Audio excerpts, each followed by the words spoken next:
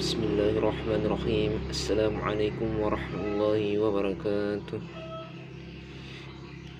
Alhamdulillah rabbil alamin. Wassalatu wassalamu ala asyrafil anbiya wal mursalin sayyidina Muhammadin wa ala alihi wa sahbihi ajmain. Amma ba'd. Puji syukur kita panjatkan kehadirat Allah Subhanahu wa taala. Karena rahmat dan hidayahnya lah kita masih sempat untuk belajar psikologi pendidikan. Lalu pula kita kirimkan salawat serta salam kepada junjungan Nabi Allah Muhammad SAW, Nabi yang menjadi suri teladan bagi kita semua. Adapun pada pertemuan kali ini kami dari kelompok 2 akan menjelaskan dan memaparkan materi kami, yaitu sumbangan psikologi terhadap teori dan praktek pendidikan.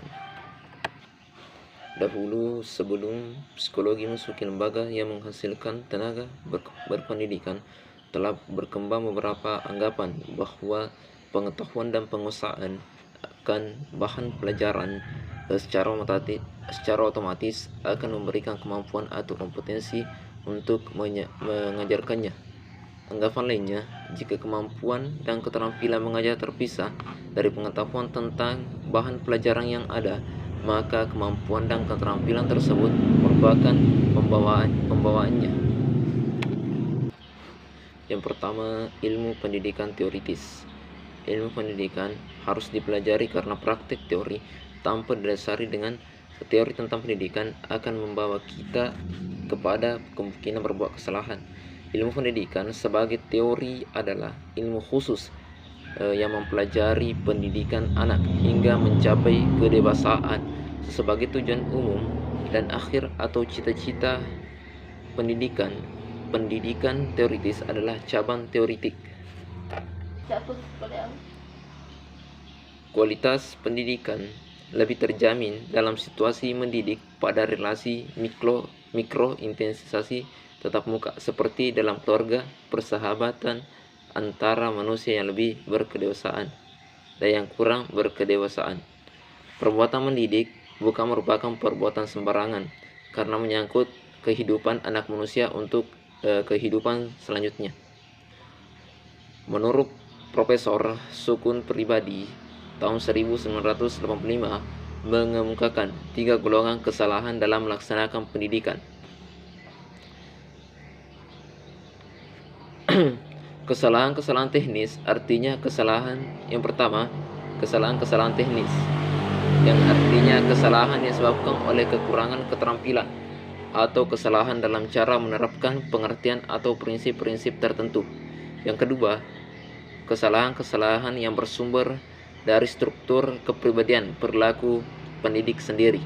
Yang ketiga, kesalahan-kesalahan yang sifatnya konseptual, artinya karena pendidikan kurang mendalami masalah-masalah yang sifatnya teoritis, maka perbuatan mendidiknya mempunyai akibat-akibat yang tidak dapat dibenarkan. Baik, untuk materi selanjutnya akan dilanjutkan oleh pemateri selanjutnya. Baik, di sini saya akan menjelaskan tentang ilmu pendidikan praktis. Ilmu pendidikan praktis terdiri atas 2, yaitu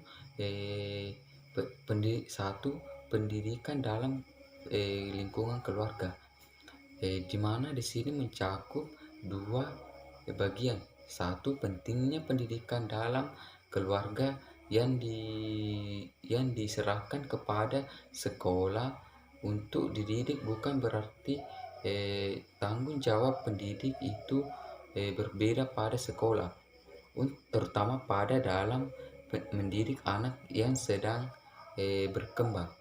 Yang kedua, peran anggota keluarga terhadap pendidikan anak. Peran ibu yaitu sumber dan pemberian kasih sayang, mengasuh dan pemeliharaan. Yang kedua, tempat mencurahkan isi hati dan lain-lain. Peran ayah yaitu satu, sumber kekuasaan di dalam keluarga. Yang kedua, pendidik dalam segi-segi rasional. Yang ketiga yaitu perlindungan terhadap ancaman dari luar. Yang kedua, pengaruh lingkungan terhadap pendidikan anak. Segala sesuatu dalam keluarga, baik dalam berupa benda-benda dan orang-orang serta peraturan dan adat istiadat yang berlaku di dalam keluarga itu sangat berpengaruh dalam menentukan corak perkembangan anak. Petunjuk-petunjuk penting bagi pendidik dalam lingkungan keluarga, yaitu satu, usahakan suasana yang baik dalam lingkungan keluarga.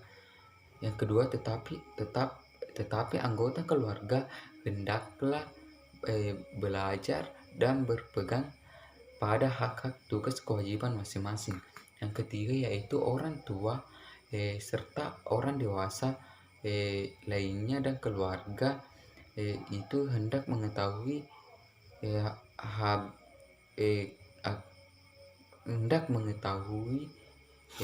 watak anaknya. Yang keempat, hindarkanlah segala sesuatu yang dapat merusak pertumbuhan dan perkembangan jiwa anak-anak. Adapun perbedaan di lingkungan sekolah, perbedaan di lingkungan sekolah berbeda dengan pendidikan di lingkungan keluarga. Di antaranya perbedaan itu adalah satu, perbedaan lingkungan, yang kedua perbedaan suasana, dan perbedaan tanggung jawab. Kalau kita mendidik seorang anak, kita harus sering pembiasaan, pengawasan, larangan serta adat istiadat untuk saling menghormati sesama manusia. Bismillahirrahmanirrahim. Assalamualaikum warahmatullahi wabarakatuh.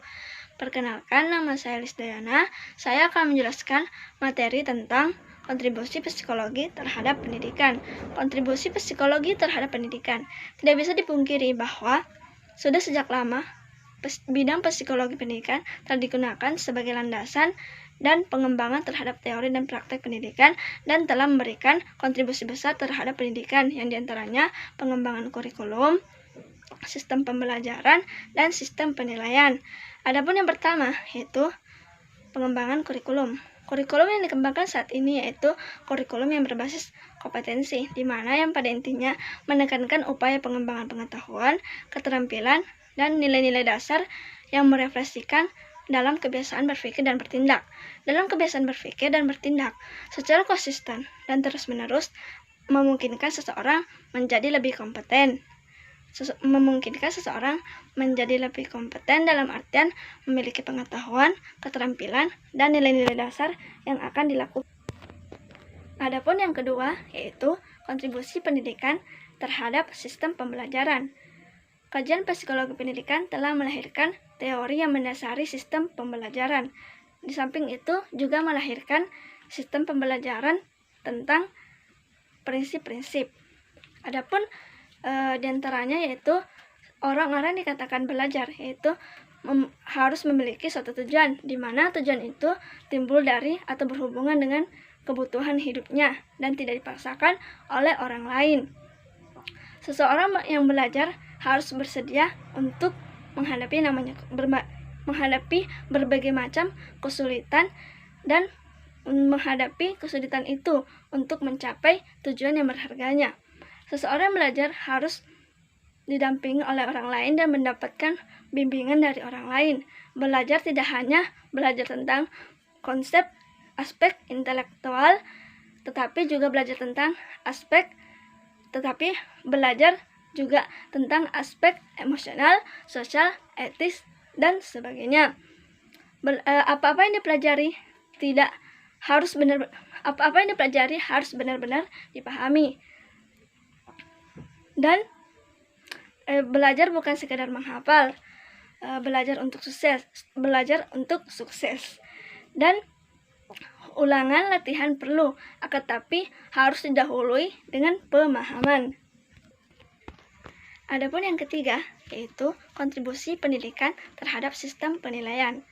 Sistem penilaian. adalah salah satu aspek yang sangat penting untuk mengetahui seberapa jauh tingkat keberhasilan pendidikan, pemahaman, kecerdasan, keterampilan, pengetahuan, bakat, minat, dan kepribadian lainnya melalui pengukuran psikologis. Oleh karena itu, sangat penting dalam penguasaan psikologi pendidikan bagi kalangan guru untuk melaksanakan tugas profesionalnya.